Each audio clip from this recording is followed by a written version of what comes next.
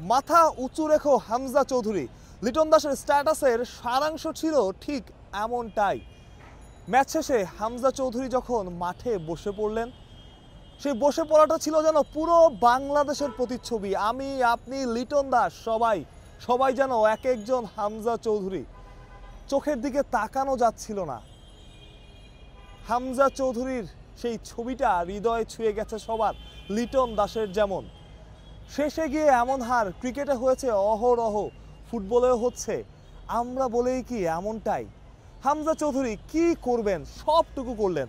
প্রথমে গোল করলেন, পরে পুরো মাঠ নিয়ন্ত্রণ করলেন। কখনো ডিফেন্সে, কখনো মিডফিল্ডে, কখনো স্ট্রাইকিং পজিশনে হামজাকে আমরা দেখতে পেয়েছি। আর কি করবেন, একা হামজা কি করবেন।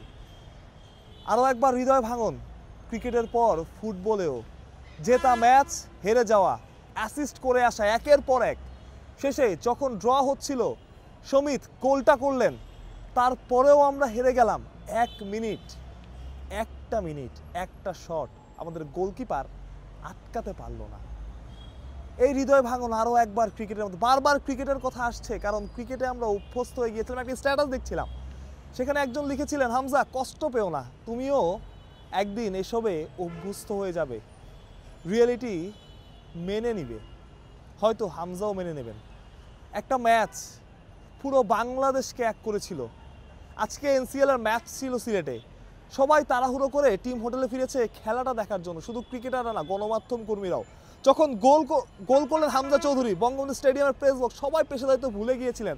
আমার দেশ গোল করেছে, আমার দেশের প্লেয়ার গোল করেছে। কি উল্লাস! তৃতীয় গোলটা যখন হলো, একটা ভিডিও দেখছিলাম, কি উল্লাস! সেই উল্লাস নিমিষেই হারিয়ে গেল।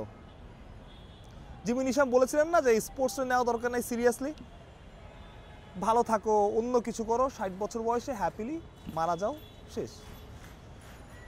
আসলেই স্পোর্টস, ক্রিকেট, ফুটবল হৃদয় ভাঙনের খেলা। হামজার ছবিটা, সমিত সোম কি দারুণ খেললেন। জায়ানের কথা বলতে হয়, কি দারুণ খেললেন। শেষ দিকে জামাল ভুঁইয়া আমাদের ক্যাপ্টেন ফ্যান্টাস্টিক, দারুণ সব পাস করেছেন, দারুণ সব সুযোগ তৈরি করেছিলেন।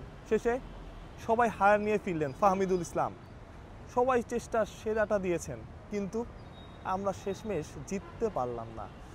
হামজার ওই বসে পড়ার ছবিটা ইমতিয়াজ মাহমুদের কয়েকটা লাইন আমাকে মনে করায়।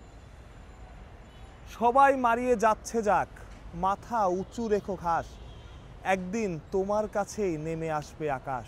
আমি বিশ্বাস করি হামজা চৌধুরীর কাছে একদিন আকাশ নেমে আসবে।